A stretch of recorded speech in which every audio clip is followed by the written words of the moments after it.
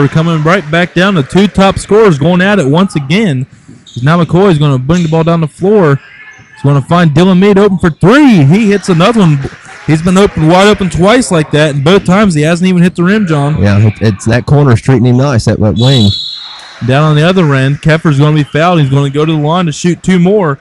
And if I was, according to my stats here, I wouldn't want any other guy at the free throw line, as he is right now 5 of 6 for the line. A very impressive night from the free throw line as Keffer has had, and he's the top scorer because of it. That's right. He's for Winfield. Yeah, he's looked good there, Tony. He's the exception of what we've been talking about, not the rule. We've seen some pretty poor free throw shooting, and not just so much when you miss one, it's a pretty poor free throw. The way that you miss, will tell you a lot about where you stand.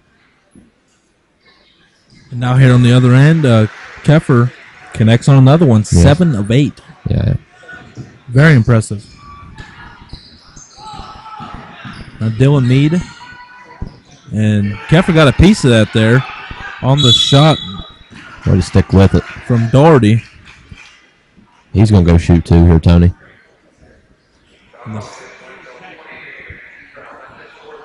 Cantrell picking up his fourth.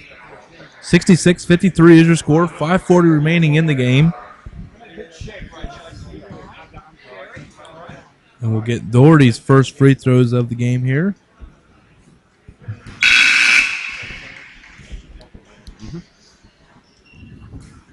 The first one is up and no good.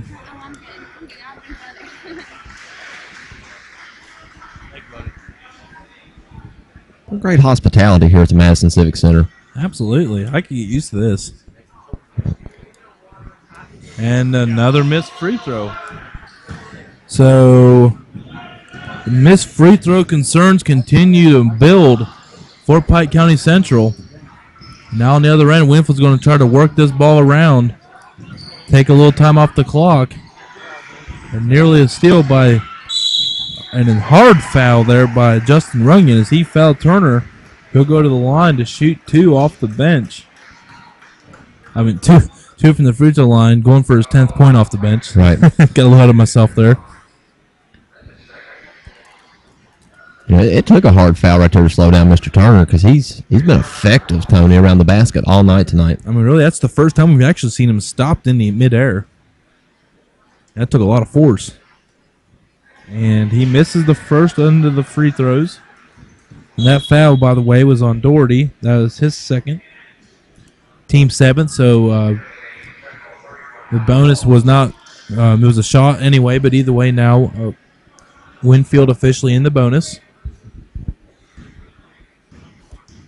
That happens at the 5:21 mark of the fourth quarter too, Tony. So we'll be shooting on both ends, correct? From here on out. Yes, absolutely.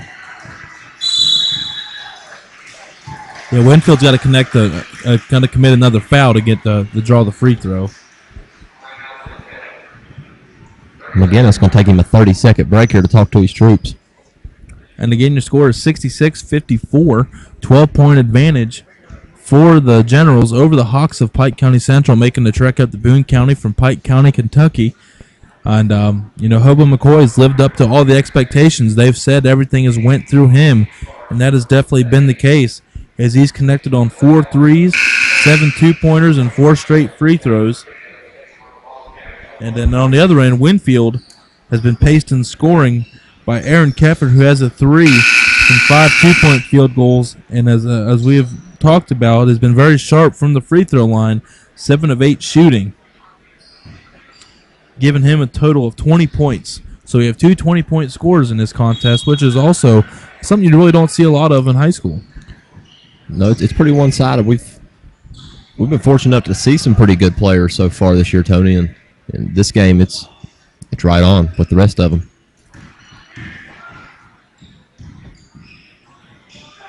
And Keffer's going to hoist a 3. No good. Turner's going to get called for over the back, but he looks straight up. But we're not the guy in the stripes. Yeah, as the fans can see here, immediately that call, Pat on that sideline threw his hands up. He did not like that at all. No, good old politicking. That's right. Give some, take some. I bet he'll get one.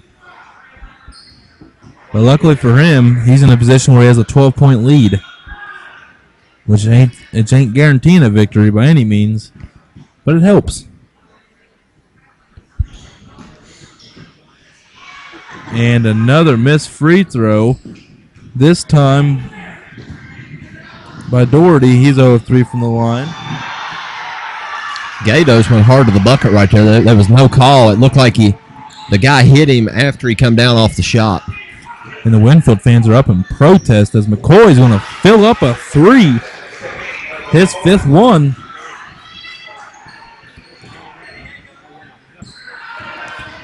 Now a 9-point game, 4.5 minutes remaining, and we're going to have a full timeout taken by McGinnis, but McGinnis is going to take a quick time of his timeout to go speak with the referee about that no call on the drive by Gatos there.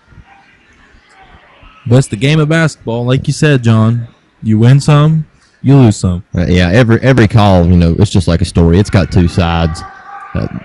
I see something, you see something, and we both see it differently, and I would love to know the relationship that them coaches have with these referees. You see them; they get pretty heated sometimes on the sidelines. I would really like to know. What do they say if they run into them at a Walmart or a restaurant or anything? It's funny that you should say that. Being from AB, I just got to spend some time with Coach Zimmerman, and before the game, he'd be, friend to friend with all of them, and but during that game, man, it was like a light switch. Yeah. Something just happened. I mean, it just went into straight game time mode, and it was the same thing with the ref. Like, it wasn't just the coach. That's what a lot of people think, is just the coach getting back. But sometimes you'll see the ref getting just back in the face of the coach, and it's a real hoot sometimes when you're real close to the sidelines. You actually get to hear the full conversations. Oh, I couldn't imagine. That's courtside seats are always great because you get to hear the game anyway, and then that's just an added plus. But I'm sure at the end of the day they both look at it as it's a way to put food on the table for their families, and it's just a job and it's part of it. That's right. Well, most of these guys have other jobs, Tony. They're coming and doing this in the evenings secondary. And Garen Kessler now with 16 points as he hits a quick layup right out of the gate. Not what Coach Carwile needed for Pike County Central. And we're going to have a traveling violation now by Corey Schaus. It's going to get the ball right back to Winfield. Dangerous territory now for Pike County Central.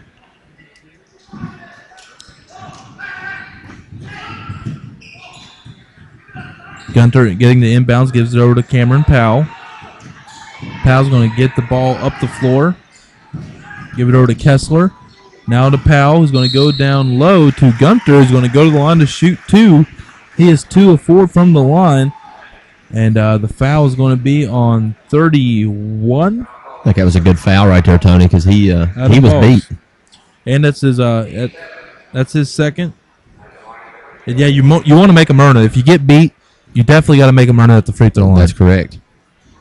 He didn't do anything intentional there either, Tony. He went up for the ball, and he just made sure that the ball stayed closer to the player's hand rather than the rim. Right. Mission accomplished. And Gunter misses both. So a break for Pike County Central, and that's exactly why he sent him to the line, as McCoy's going to get fouled and go to the free throw line to shoot two himself. He's been about the only good free throw shooter for Pike County Central this evening. What a pure shooter he is, too, Tony. A few of them threes he's made, they're not your standard three. They're 3 and 4 foot back behind the line. No, though, yeah, they're definitely going to count next year in college, too, as deep as those were. As many people, if you don't know, a couple years ago, NCAA switched format from college in general switched format from the regular high school 3.3 to the international 3-point line, so there's about a foot difference. And a lot of people wouldn't say that a foot makes a difference, but to a shooter, it does. That goes from hitting the bottom of the net to the front of the rim. And they're going to have a foul here by Dylan Means. He tried to sneak up quietly on number 42, Aaron Keffer. And they'll send him to the line to shoot a 1-and-1. Now, from here on out, though, from here on out, Pike County Central will be in the double bonus. Pike County has one more foul to get before that happens. Keffer? Why not? Just continues to be rock solid, Tony, at that free throw line. If he connects this one, it'll be 90% on the night on 10 free throws.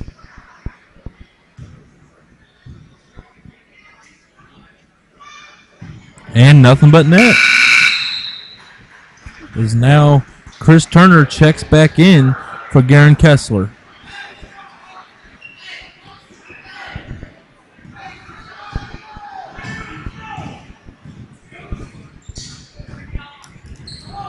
McCoy gives her to Dylan Meade.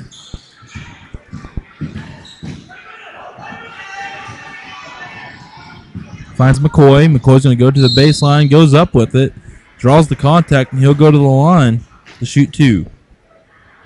Put his head down right there and just exploded by 2 Winfield Generals. And that foul was on number 14, Gatos. That's his second. McCoy connects on the first.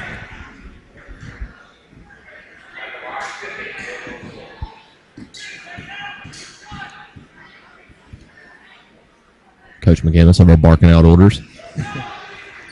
As McCoy connects on another one. 70-61, 9-point game, 3:30 and counting. And we're having a foul called here. Oh, a turnover. Stepped out of bounds. Stepped on the baseline. Good. Another break here for Pike County Central. Still enough time here to make something happen. Under 3:30 remaining. 9 points down, 70-61 as Hobo McCoy brings the ball up the floor for Pike County Central. And you know it's almost who's going to take the shot as we come on down the line here, Tony. It's going to run through Mr. McCoy.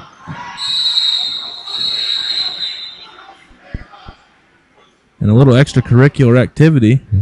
Got a little physical there. I like, just a little heart. That's right. Both players responded well. Shake it off, and get to play again. And Gunther took that well, actually. I would have been a little more irritated.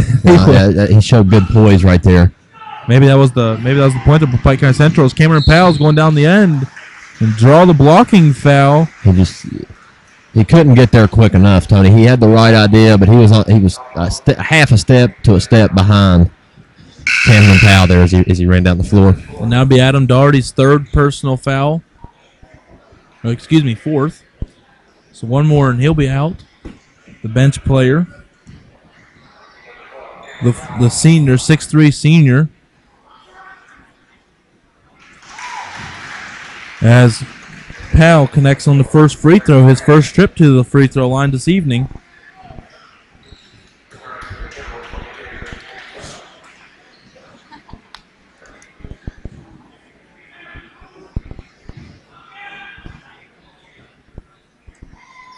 As the second free throw is up and good by Powell. So good poise coming down the stretch. Hobo McCoy now going to go through the lane, slicing and dicing, and with the George Gervin-style finger roll, he gets it to fall down, 72-63. Still a 9-point game, as now Keffer loses his dribble. He's in a little situation right there. And Winfield cannot get it, cannot break the press, as Schaus ends up with it, and McCoy is going to go back out and get it to number 24, Cornett, who missed the three, and the rebound goes to Powell or Gunther. Now Powell's going to bring the ball up the floor. He's going to go to the hoop. He's got the lane. He takes the shot, and it's good.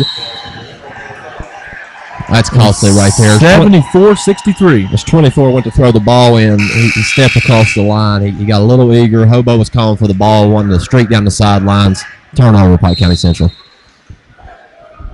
And, crucial down the stretch. Now 2:24 remaining, 74-63. And giving the ball right back to Winfield is not exactly what Coach Carwile had in mind for his Hawks of Pike County Central. No, when he goes back and looks at the film, that's going to be one of the things he crops out, Tony, and says, this is fundamental. This is what we don't need to do this to be a successful basketball team. Absolutely not. But speaking of successful, you can say that about one Pike County Hawk, and that is Hobo McCoy. According to my unofficial statistics here, he has 15 points off three-pointers, 8 points off free throws.